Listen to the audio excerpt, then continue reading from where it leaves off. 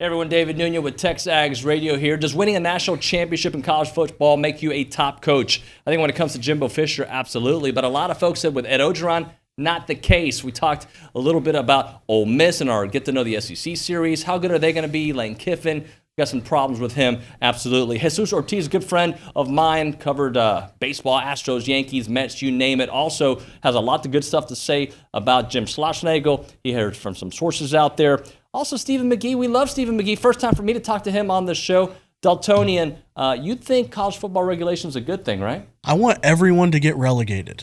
That's what I want. And he's just been relegated off the show. To me, it's obvious he's number 3 on the list, right? Like when you look at Nick Saban, Dabo Swinney, it has to be Jimbo. But if he wins the national championship this year, does that make him number 2 automatically? Or are he and Dabo in the same? Like, how do you see that?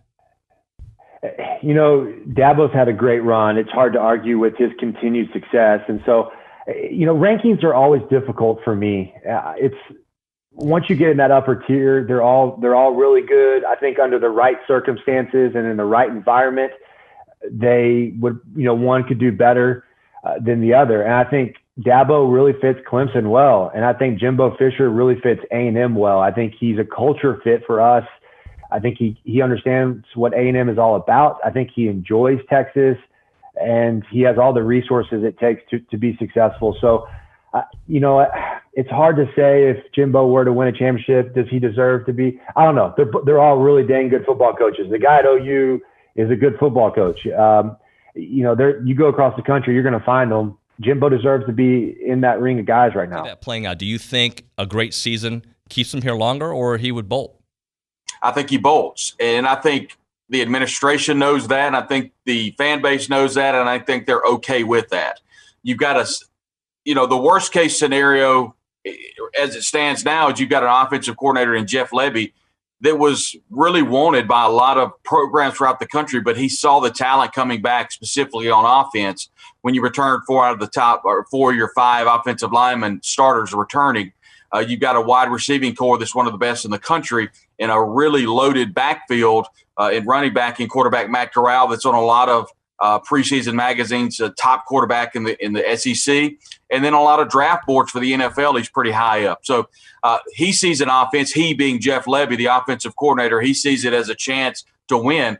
But the point I was trying to make is if Lane Kiffin leaves, you've got a head coach in Jeff Lebby that could slide right in. I'm not sure that's the direction Director of Athletics Keith Carter would go, but there are a lot of worse choices than Jeff Lebby as head coach. At the end of the day, this is a program that's got a very, very quick shelf life, I think, for Lane Kiffin.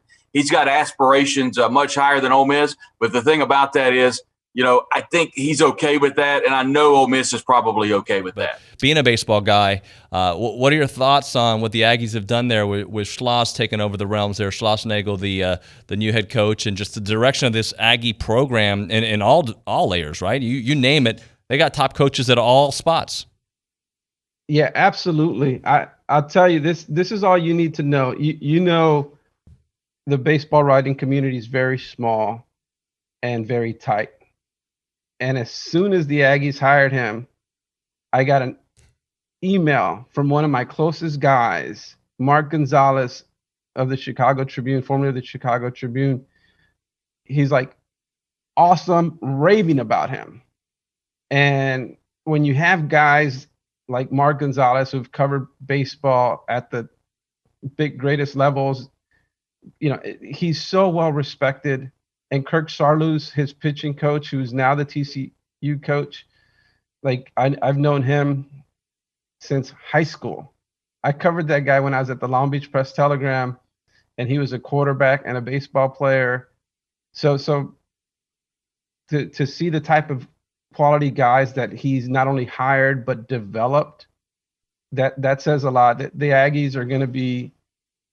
I'd be surprised if they don't win a College World Series with him, and I know that's saying a lot. But the people I respect the most in baseball love the hire, love what he does, and I'm excited to see what he does, because there are very few places that have the atmosphere quite like Aggie baseball, and I think he's going to bring championship baseball to Aggie line again. The only reason Isaiah Spiller did not rush for 1,300 yards is because he didn't get to play Ole Miss. There you go. Because that would have been a 200-yard game for Isaiah Spiller. They were one of the worst run defenses in the country. Now, they say they got 10 starters back, and we talked about this yesterday. 10 starters back on defense. What does Is that that mean? a good thing? Doesn't sound like it. They are hoping for two newcomers to make a big difference on their defense.